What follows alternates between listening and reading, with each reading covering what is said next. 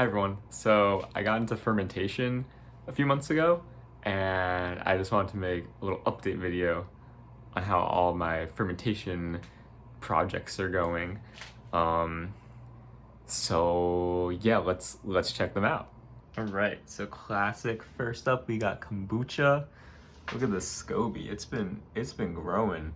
This has now been fermenting for 20 days.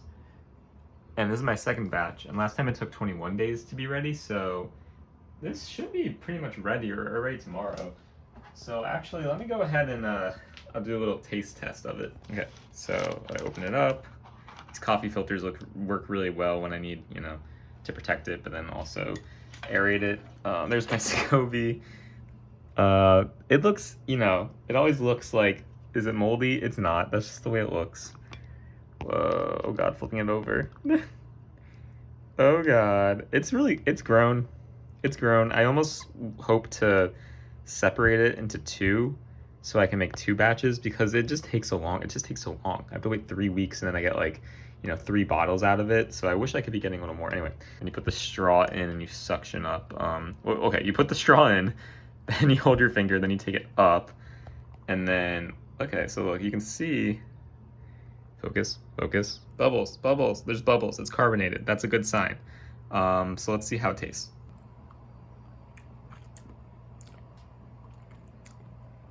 It's good. It's good. I think it is pretty much done. It has that kind of vinegary taste that kind of like burns your throat, but that's a good thing.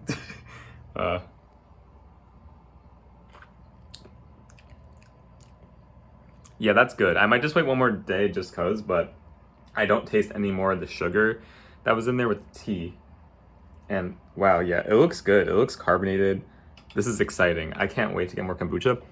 I'm really experimenting with ginger and lemon, and I put minced ginger in it last time, and that worked the best. I also tried ginger juice. Minced ginger was the best.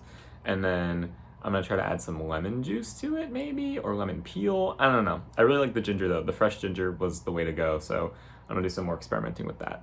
So this is the other drink I make. This is water kefir. It's not, I just put it in this, it's not cranberry juice. You kind of see it. It's liquid, and then I'm second fermenting it right now with some orange peels. I'm trying to get like an orangey flavor. So I don't know. I kind of noticed so far when I do my second ferment in this, it doesn't carbonate very well. So I think I got to go back to using my flip top bottles. But let's open it and see if it's like bubbly. Yummy. So let's try this out. Oh, okay. Look, yeah, you can see some carbonation coming up. There's some bubble action. That's encouraging. This is like a really crazy angle. But yeah, there's definitely some bubble activity. I haven't put this in the fridge yet. This has been sitting out for like over 24 hours now, 36 hours. So I gotta try it. Okay, it's really good. It's like an orangey soda, very fresh orange flavor. It's still not as carbonated as I would like it. It's really good though. I'm glad this is like the flavor is working though. I think next time, instead of using this vessel, I'm gonna go back to putting it in flip top bottles. Even though the problem with this is that like it's annoying to get like the fruit that you put in it out of it. The fruit gets kind of stuck inside, so then it's annoying after to like get the fruit out. But the orange peel I think works pretty nicely. So let me show you my water kefir. Let me show you where it is. Okay, so this is the water kefir. This is gonna be ready tonight. This takes 48 hours. These are the grains at the bottom. I've been using sometimes just cane sugar, sometimes brown sugar. These grains grow a ton though. It's actually crazy. But they seem to like the brown sugar, and sometimes I put molasses in there. You need to give it some minerals and use spring water. So this will make like a quart about. So I'm gonna try to put this in the flip top bottles next time and maybe use some more orange or lemon peels because those just work great with all kinds of kefir. I tried berries. Berries worked pretty well. I didn't get like a super berry flavor. I think I need to crush them up a bit. I tried cherry juice. but I don't know, it didn't really, I don't think I used enough. But this is just great because it's like, it only takes 48 hours and then you have carbonated fermented water kefir versus the kombucha. It takes 3 weeks. So this is just so quick and that's awesome. All right, so now we got the milk kefir. This is probably the more common kefir that people make. I have my milk kefir grains currently resting in here. This also just takes 24 hours, so it's kind of like, I don't really understand how people make so much. Like I feel like you constantly have to be making it, or else you just rest it in your fridge, because like it's like a 24-hour turnover. So unless I'm eating this every morning, like, which is hasn't really been the case. So I feel like I have a surplus at this point. But anyway, the grains are in here. You just can't see them. This was in the fridge because you can put them in the fridge so they don't, so they become dormant. This is the one I just made last night. I second fermented it with that cherry juice again, and it turned out pretty well. Pretty carbonated. Let's see if I can open it. It got a little effervescent. There's some bubbles going on. I hope this doesn't look gross. It's not bad. I think the best success I've had is, again, the orange peels and the lemon peels, and I used like a cinnamon tea bag. Those all worked really great. Berries also worked. I think I just need to crush them up more. This is leftover of my orange one. I put a bunch of orange peels in there. It's great. It's super orangey. I actually used too much orange peel and it's separated into the curds and whey, but I kind of mixed it back together. But this is, the peels just like are perfect for the kefir. I'm kind of looking for more like really good items. I've had mixed success. But anyway, the milk kefir is good. I'm not really a big dairy guy. And something about the whole, like, the grains just kind of like sit out while it ferments. The milk just sits out. Is kind of like feels gross. But I don't know, I drink it anyway. It's pretty good. A lot of probiotics. Water kefir is just so refreshing though. But I'm just still working out the kinks with all of them. All right, next up I got my sauerkraut. So this one on the left is finished. This one that I just took out of the fridge. This one on the right's been fermenting for 2 weeks, a little more than 2 weeks. Yeah, I tasted it. It's good. I can be done with it whenever. But I just kept it going. It gets more sour the longer you wait. This one's really good. This one, I don't think I used enough salt at first, which I was worried about, but it's fine. I've been eating it. It's pretty good. This one's really great. I don't have a fermentation weight, which is why I've just been using this like glass jar.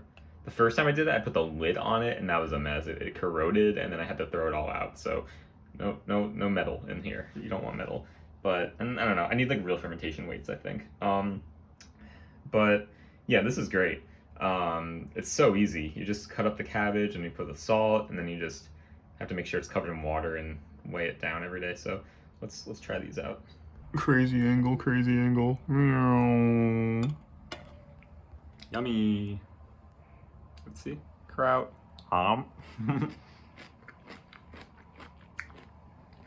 It's good. Lacto fermentation is really good for your gut. I put that in anything, any kind of bowl I make or burgers. That's awesome.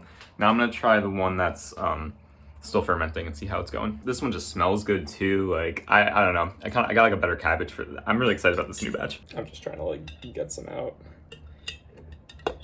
Okay, I put carrots in it too. All right, let's see how this new one tastes.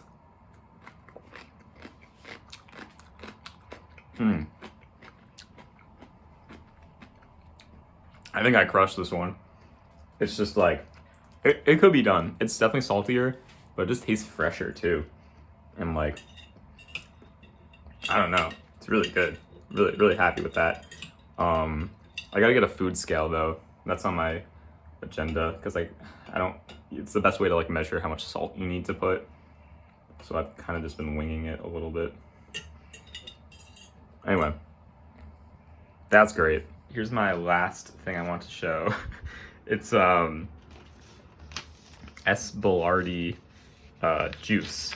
And this actually, you need to kind of keep the cap on a little, or this builds a ton of carbonation, and it actually knocked the label off. So I've been keeping it mostly off. So now it's not sizzling so much, but if you look really closely, and look how many bubbles this thing is producing, it's crazy. This thing produces so many bubbles. And it's basically ready. It takes, I think 36 hours is the best, but basically what I do, what is this? What is this? So I'll go into some backstory. So I had a gut infection in the fall, which sucked, which kind of sparked my whole fermentation journey. And I was told to take, I was told to take Fluorostor every day, also known as Saccharomyces boulardii.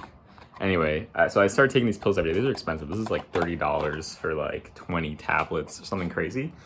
But I saw online that you can just take one of the pills and dump the powder into a juice, and then it like it's kind of like a yeast, and it like eats the sugar in like this like unfiltered juice, and it creates so much more. So suddenly from this one pill you're getting so much more of the Fluorostor, and like you don't have to, and then I'm sipping this for like 2 weeks, and then I'm saving so much money, and I'm getting so much more because it's like rapidly reproducing. So let me taste it right now. I've been overdoing it. It turns into like cider, which is kind of crazy, but I think I've been overdoing it a little too much, and it tastes a little too like alcohol-y. So I think I'm trying to do it for less time. This one's still pretty sweet. It just, because it takes all the sweetness out of it, because it eats the sugar. But it's great. It's carbon. It's like literally, it's like making apple cider. It's awesome. And I've done this with a few different juices so far. I did it with like a carrot turmeric one. I did it with like a vitamin C tropical mix. So as long as the juice has like pulp at the bottom and it's like unfiltered, whatever, like in its natural form, no preservatives, it works. And you can even do it with like make your own juice. I don't have my juicer here, but I just take a few sips of this every day. It's awesome. Yeah, would recommend. It's pretty great. And then the last thing here, I'm cooking some grains in my Instant Pot right now, but I got this big Instant Pot to make yogurt because of the yogurt setting. Anyway, this is done. Let me bonus content, right? Turn this off. This is always the scariest part, when you turn it to venting mode. Oh, I guess it's done. Okay, never mind. It usually like sprays water at me. Anyway, I bought this to make yogurt. Elderberry yogurt, I think that's the type of bacteria. And I've just been unsuccessful. I tried twice, and it separated both times, and didn't taste very good. So I'm a little scared to get back into it. The issue is that this Instant Pot, like, you can't set the temperature specifically, so it's either a little too hot. It's usually too hot on the yogurt setting. So I've been trying different things like putting it on like a metal tray or putting water in it. I don't know. I think it's getting contaminated somehow. I'm trying a different like prebiotic. I was using like potato starch, and I'm gonna try inulin. That's like the one that everyone uses. I'm gonna try to like boil it first in here and see if that makes it work. I don't know. I'm just nervous to get back into it because both times, like, I don't know, you just leave it in here for like 36 hours. I don't know, both times it didn't smell very good. I'm nervous. But I could just make normal yogurt too. That's what people do that. And you just take like a cup of yogurt and just like put a spoonful of it in milk or something, and it makes more yogurt. So that sounds a lot easier. I don't like dairy that much. It's the problem with the milk kefir. But I think that's all my projects currently. So next up, I want to get into like more pickling, but I need my food scale, right? Because I need to measure out like 2% water salinity or whatever. And it's hard. You can't really do that with like weights. But I got these little pickles. Like I'm all ready to go. I need to get a food scale. And I don't know. You can really lacto ferment anything.